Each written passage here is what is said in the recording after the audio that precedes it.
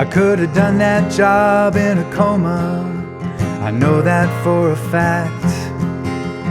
All I had to do was sit there beside the time card rack. I handed folks their cards, which they punched and gave right back. I could have done that job in a coma, I know that for a fact.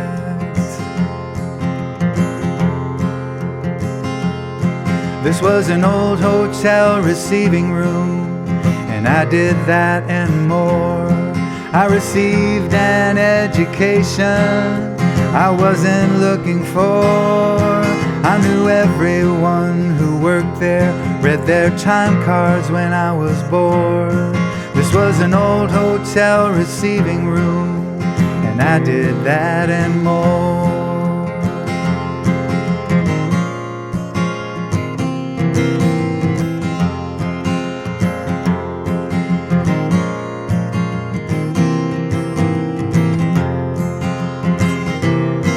There was a funny little Jamaican dude who worked the daytime shift.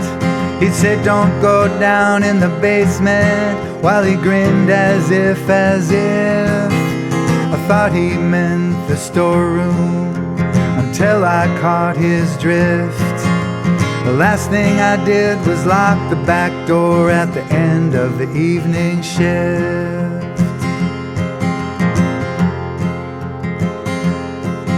Now this was the 1970s, and the kitchen staff was black. I was friendly with a cook named Curtis, who snuck me food from the back. I was a white kid from the suburbs with a hippie sense of slack. This was back in the 1970s, and the kitchen staff was black.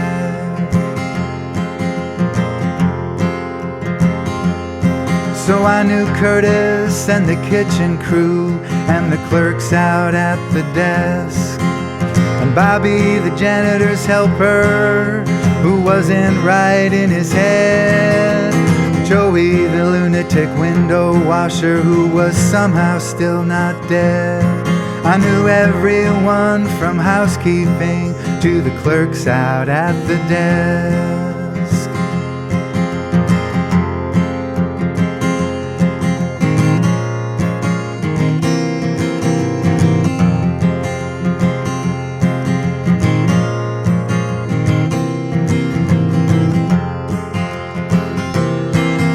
One Friday I was reading my 20th book that year, when Curtis motioned to me, saying, "Come on over here."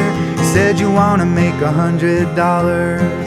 I did, so I was all ears, and I set down what was probably my 20th book that year.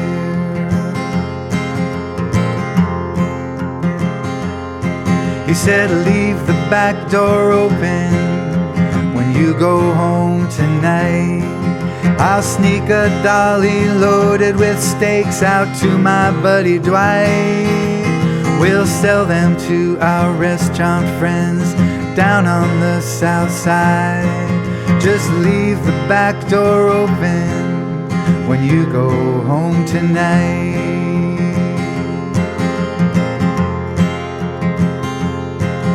Now I work the Saturday morning shift, 6 a.m. back here. No one would be the wiser, we'd all be in the clear.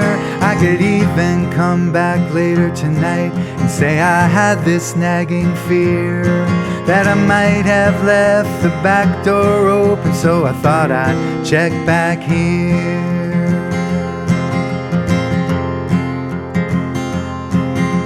I said, "Okay, you've got a deal," and with a plan I went.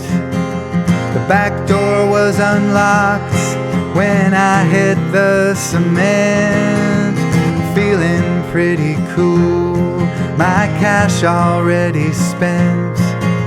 I said, "Okay, you've got a deal," and with a plan I went.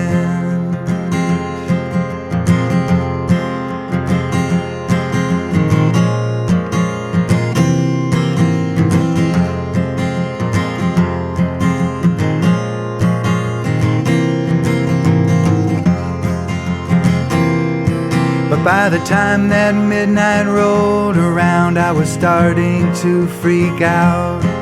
My walk to work became a run, my certainty turned to doubt. I rehearsed my little speech, I mumbled it out loud. By the time I made it back to work, I was starting to freak out.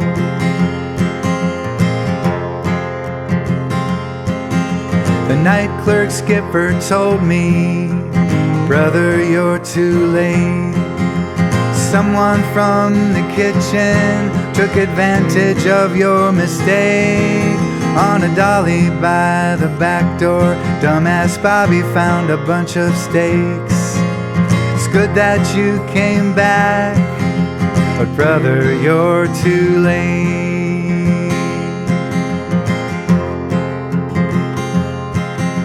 The next day the boss came down and began to pace the floor. He said that cook named Curtis, was he a friend of yours?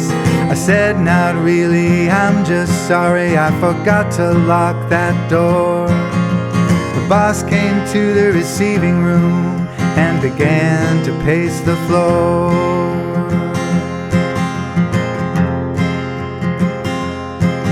Well, he believed my story, and I got to keep my key. For whatever reasons, lucky me, Curtis disappeared, never to be seen. The boss believed my story, and I got to keep my key.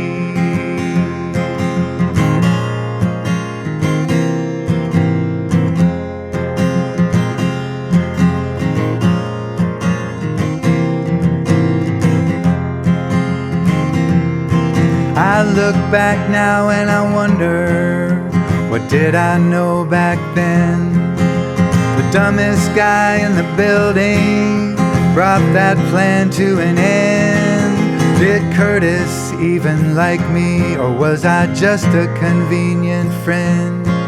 One thing's for sure, I never played with stakes like that again.